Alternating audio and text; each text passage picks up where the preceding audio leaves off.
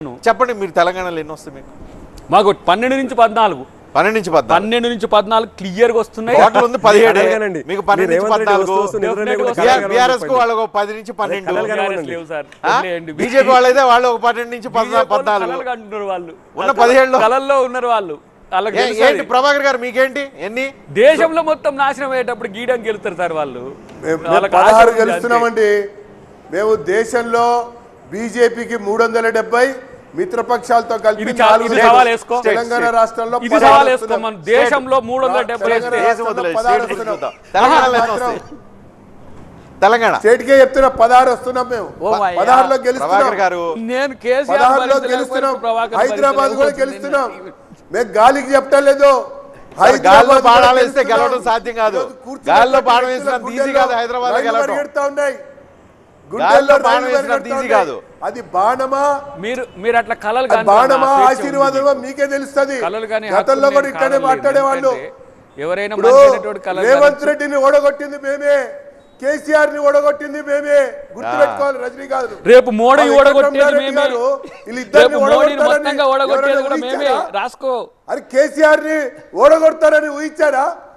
మోడీనే ఉండలేడు కదా నీకు. ఇంకా కేసీఆర్ గారు ఎక్కడికి ఇప్పుడు ఇక్కడ 17 సీట్లలో కానీ మీరు 540 సీట్లలో మీరు పోటీ చేసే 410లో 400 ఒక్కొక్కళ్ళు మాకు 15 వస్తాయి, 14 వస్తాయి, 17 వస్తాయి అని చెప్తున్నారు. ప్రభాకర్ గారు క్లుప్తంగా ఒక పాయింట్ చెప్పండి.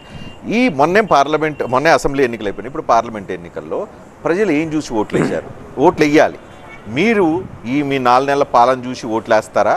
లేదు మీకు ఆల్రెడీ వేసాం కాబట్టి డిస్కౌంట్ చేసి వేరే వాళ్ళకి వేస్తారా? లేదు బీఆర్ఎస్కి వేయలేదు కాబట్టి గతంలో ఇప్పుడు వాళ్ళకి కాంపెన్సేట్ చేస్తారా? ఏం చూసి ఓట్లు వేస్తారంట? ఇప్పుడు రాష్ట్రంలో వచ్చిన వ్యతిరేకతకు బలయ్యింది బీఆర్ఎస్. వాళ్ళు అది ఇంకా తెలుసుకో. ఈ 4 నెలలకి బలయ్యేది మీరు అడ్వాంటేజ్ ఎవరికి? వినండి, ఈ 10 సంవత్సరాల వ్యతిరేకత మోడీకి శాపం అవుతుందని వాళ్ళకి అర్థం కావట్లే. ఇంకా వాళ్ళు భ్రమలో ఉన్నారు. మిషన్లో మనసులో ఉన్నారు. వాళ్ళకి రాముడు ఉన్నారు. రాముడు అందరికి ఉంటాడు సార్. బలమైన రాముడు రాముడు ఓట్లు తెచ్చే రాముడు బీజేపీ కోర్ పేటెంట్ ఇయ్యలే. వాళ్ళు 100 సంవత్సరాల క్రితమే వాళ్ళు తీసేసుకున్నారు. ఇక్కడ వాళ్ళు ఆర్ఎస్ఎస్ వచ్చింది కూడా 100 సంవత్సరాల క్రితమే. కాబట్టి చరిత్రలో ఏ రోజు వాళ్ళు స్వాతంత్రోద్యమంలో పాల్గొనక మేము దేశభక్తులం అంటున్నారు. వాళ్ళు ఎట్లా దేశభక్తులు? మళ్ళీ అదే ప్రశ్న మీరు ఎందుకు ఈరోజు ఈ స్థితికి దిగజారిండ్రు బీజేపీ అని మనం అడిగినాం అనుకోండి, నువ్వు దేశద్రోహి అంటున్నావు. నువ్వు ఎందుకు దిగజారిన ఈ స్థితికి? కేవలం మతాన్ని. పార్లమెంట్ ఎన్నికల్లో ప్రజలు ఏం చూసి ఓట్లు వేయాలి? మీ 4 నెలలు మీ పాలన చూసేయాలా? అసెంబ్లీలో వేసాం కాబట్టి మళ్ళీ వేయాలా? దేశంలో మోడీ అనే ఒక నియంత్రణ కూల్చడానికి ప్రజలు సిద్ధమైండ్రు.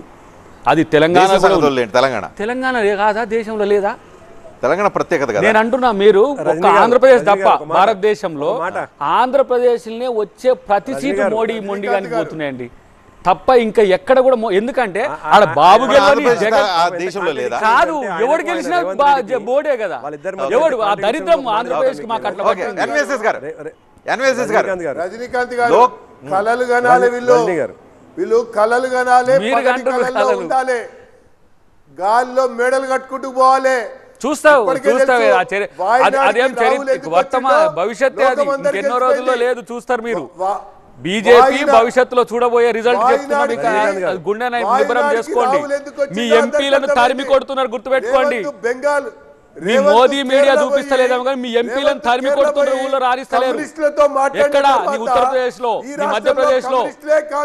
మీరు అనుకుంటున్నారు ఏదో ఇక్కడ కేసీఆర్ ఫెయిల్ కాగానే ఆ ప్లేస్ నుంచి మేము రీక్యాప్ చేసుకుంటాము, ఆ రాజకీయ రహస్య ఒప్పందంలో మాకు టీఆర్ఎస్ సహకరిస్తుందని ఒక భ్రమలో ఉండొచ్చు కాక ప్రజల్లో గూడు కట్టుకున్న దాన్ని మీరు ఎవరు తీసేయలేరు, గుర్తుపెట్టుకోండి.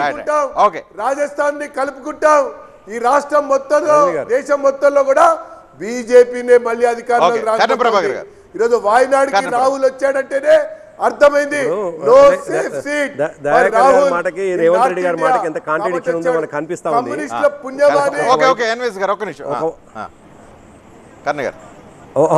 ఒకవైపు ఏమో రేవంత్ రెడ్డి గారు ఢిల్లీలో ఒక ప్రైవేట్ ఛానల్ ఇంటర్వ్యూలో ఎవరో యువకుడు అడిగిన ప్రశ్నకు నరేంద్ర మోడీ ఓటేయండి అని సాక్షాత్ కాంగ్రెస్ పార్టీ అధ్యక్షుడు చెప్తున్నాడు. ఇవ్వమని ఇంత దారుణంగా మాట్లాడితే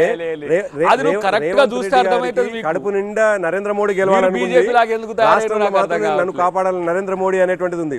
నరేంద్ర మోడీ నన్ను కాపాడాలి ఈ రాష్ట్రంలో, దేశంలో మాత్రం నరేంద్ర మోడీ రావాలని చెప్పేసి రేవంత్ రెడ్డి మనస్ఫూర్తిగా కోరుకుంటుంటే మా దయాకర్కేమో